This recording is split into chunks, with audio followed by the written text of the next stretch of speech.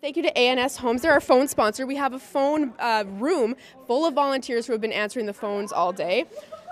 Chewy has escaped the building. He has decided that's what he wants to do. No big deal, no big deal. We have 1 hour left to donate, people. That's all we got. 1 hour. Don't know the total of that we have so far, but if you have any cash, remember $10 is a vaccine, $35 heartworm treatment. Dig in your pockets and help these animals, help these volunteers. You're good. Chewy he's gone to the galaxy. He's decided what he wants to do. I'm Samantha Sampson, and for the past 10 months, I've been looking into Winnipeg's alternative healing community. According to the Public Health Agency of Canada, 70% of Canadians use alternative therapies. That includes yoga, naturopathy, energy healing, traditional Aboriginal therapies, and herbal medicines. If those stats hold true, that means there are over 490,000 people living in Winnipeg doing these therapies right now. So let's meet them. Every Thursday, a group of Winnipeggers let go of the outside world and focus on themselves, their spirits, their drums. Welcome to the Sanctuary. One of those practitioners is Delia Clement. She's a Reiki master who says expos like these are good for business newbies like her to get into the field. My niece sent me the link and I went with it and I took a leap of faith and I got accepted and here I am. I haven't quite started teaching yet, but I want to get more experience and just so I know what I'm doing and make sure that I'm teaching it right. And yes, definitely, I think I'll be coming to more of the wellness fairs because it's awesome. I just want to let people know how great Reiki is.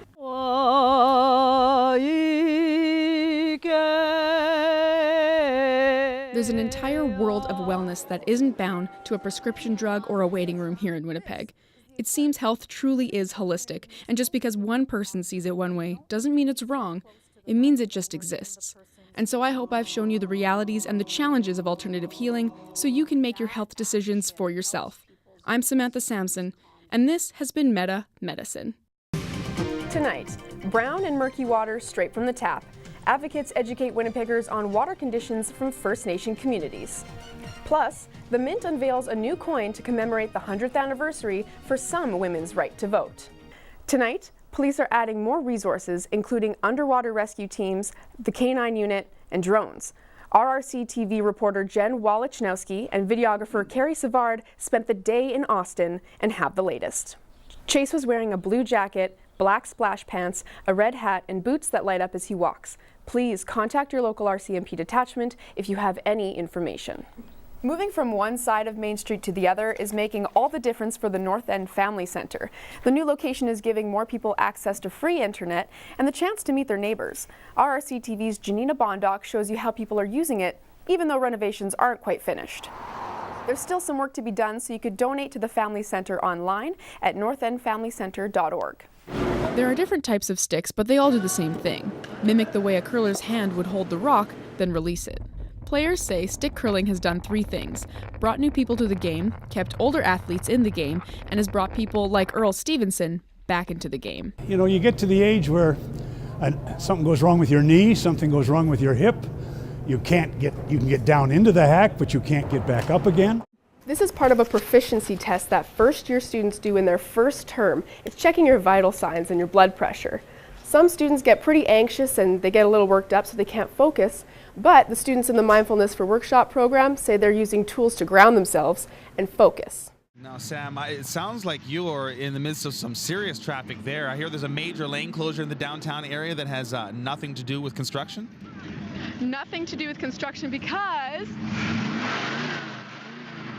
things are definitely revving up here. It is the Manitoba Association of Auto Club's 6th annual Car Collector Appreciation Day. I'm here with the association's past chairman and now organizer, Bob Chubala. So Bob, hello, thanks for joining me. Hi Sam, thanks for coming out to our event here. And you were just revving your own car here. Tell me, this is a lovely blue car, and that's all I can tell our listeners. So what can you tell our listeners? It's just a 1968 Caprice Chevy station wagon. It's got a big 427 engine in it. I've owned it since 1970. Let's check in with Sam Sampson in traffic. Sam? Allow me to paint you a picture. Orange, yellow, a little bit more orange, a lot of yellow. The barricades on Portage are causing a lot of delays. I mean, it does look smoothly by the CBC building. However, your barricades start at Sherbrooke. Your problems start at Maryland, though. The two right lanes there are closed for roadwork. And right at McGee in the median lane, there's a momentary barricade that you have to part ways there for. All the barricades on westbound Portage and at Broadway, though, it's smooth sailing. And surprisingly, southbound Kenaston, also pretty smooth sailing for this time of day. So good job, Winnipeg. Kudos. Call me 788-3093 on the traffic line or tweet Samantha S. Sampson if you have a traffic tip for me.